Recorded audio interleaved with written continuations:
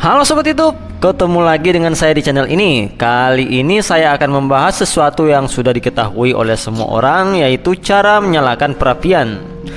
Di sini saya hanya melakukan refreshing ulang tentang cara menyalakan perapian, di mana api memang punya peranan penting untuk para pegiat outdoor.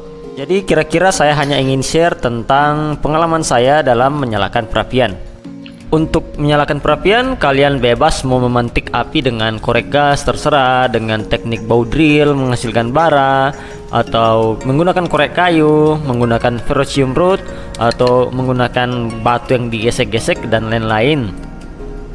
Di sini saya tidak membatasi alat untuk menghasilkan api, karena aktivitas di alam liar itu berbeda dengan ketika kita berada di rumah, praktek di rumah, di ladang maupun di campground, yang kalian tidak perlu khawatir dengan konsekuensi yang ada.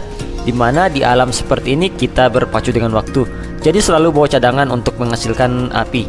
Jadi contoh, saya punya ferrocium rod dan di backup dengan korek api. Intinya sih kalian bisa bawa 2 jenis atau lebih, karena lebih baik kalian bersiap daripada menyesal. Oke, untuk prinsip utama membuat api, kita semua mengenal yang namanya tinder.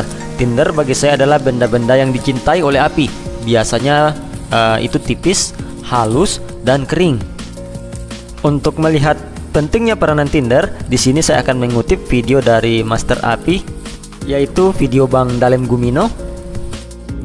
Bisa kalian lihat bagaimanapun hebatnya kita menghasilkan bara maupun menggunakan korek api, bara ataupun api tetaplah bara atau api yang akan mati jika kita tidak dapat mentransfernya ke tinder. Tinder kering di sini Bang Dalem menggunakan sabut kelapa yang keringnya itu digunakan sebagai tinder. Jadi tanpa tinder itu hampir mustahil kita bisa menyalakan perapian. Makanya perlu untuk selalu membawa tinder seperti karet ban dalam bekas, atau mungkin kita damar, atau kita karet, atau resin getah pinus, atau biasa disebut fatwood. Terserah sih kalian bawa yang mana. Tujuannya sama, yaitu untuk efisiensi menghasilkan api. Prinsip kedua dari menyalakan api adalah beradaptasi dengan lingkungan. Jadi jangan cari yang tidak ada, tapi manfaatkan yang ada. Maksud saya begini, di sekitar saya ada rumput kering dan ada ranting-ranting kecil seperti ini. Maka sangat bodoh jika saya pergi memotong kayu menjadi kecil-kecil dan membuat feather stick dari kayu tersebut untuk pengganti tinder dan kindling. Padahal di sekitar saya ada tinder yang bisa menghemat tenaga saya. Jadi manfaatkan yang ada di lingkungan kalian. Kalau mengutip kata Les Hidin, yaitu bushtukerman asal dari Australia, dia berkata, "It's simply matter of using what around you rather than fighting against it." Yang artinya gunakan yang ada di sekitar kalian daripada melawannya. Secara harfiah maksudnya manfaatkan yang ada di sekitar Anda karena akan lebih efisien. Kemudian prinsip ketiga yang saya gunakan adalah prinsip tumpukan. Prinsip tumpukan ini adalah dimulai dari tinder, lalu kindling alias ranting kecil seperti ini, lalu lanjut ke dahan yang sebesar kelingking atau dahan sebesar jempol. Jadi kalian bisa lihat ini tinder saya, kindling, dan ini adalah dahan yang semakin besar kayak begitu. Jadi kita akan menggunakan prinsip tumpukan, dimulai dari yang paling kecil hingga yang paling besar. Kalau kalian masih belum yakin, sebelum menyalakan api kumpulkan dahulu semua materialnya. Hal yang biasanya terjadi, kita sudah menyalakan tinder, tapi material lanjutan seperti kindling belum ada, dan ketika kalian berkeliling mencari kindling atau ranting-ranting kecil, tinder kalian itu sudah habis duluan di lahap api. Jadinya kita harus memulai prosesnya dari awal lagi. Jadi kumpulkan dahulu materialnya. Ada juga yang dari tinder langsung memasukkan dahan yang besar. Jelas itu akan susah untuk menyala. Oke, setelah semua material ada, kita langsung praktek saja. Jadi ini saya sudah menyalakan tinder ya kawan-kawan ya. Terserah kalian mau nyalain pakai apa, mau pakai korek gas, mau pakai korek kayu, mau pakai ferrocium rod. Kalaupun bisa nyala menggunakan ferrocium rod ya kawan-kawan ya. Setelah tinder menyala, selanjutnya kita tumpuk menggunakan kindling. Jadi kindling itu ranting-ranting yang kecil ya kawan-kawan ya, seperti yang saya masukkan ini. Jadi ini kita masukkan lebih dahulu. Pertanyaannya, bagaimana jika tidak ada kindling seperti ini? Nah, itulah gunanya kita melakukan batoning ke kayu jika memang tidak ada material seperti ini.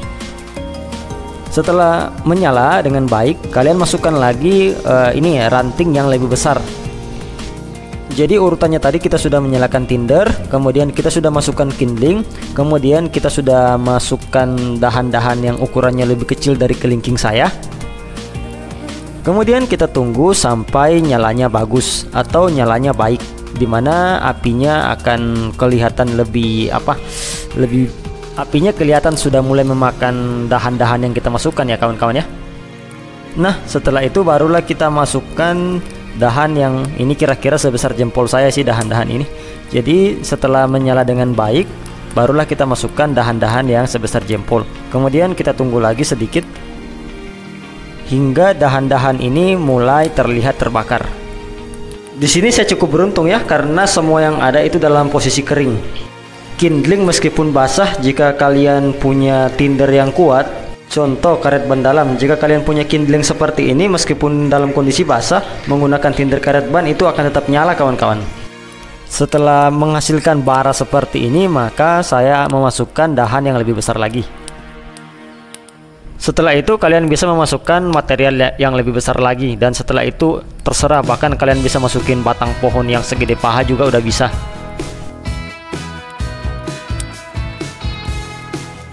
Oh iya, satu hal lagi, kenapa saya tidak membuat feather stick? Karena biasanya itu realitanya itu mengesalkan ya kawan-kawan ya. Kalian bisa lihat kayu yang berada di hutan ini kayunya melekuk-lekuk, kemudian sudah mulai terjadi pelapukan ya kawan-kawan. Karena kalau kayu yang seratnya lurus itu biasanya dari bukan dahan yang jatuh ya seperti ini, tapi dari tebangan pohon atau dari pohon yang tumbang, atau dari pohon di hutan industri yang memang tumbuhnya itu lurus full.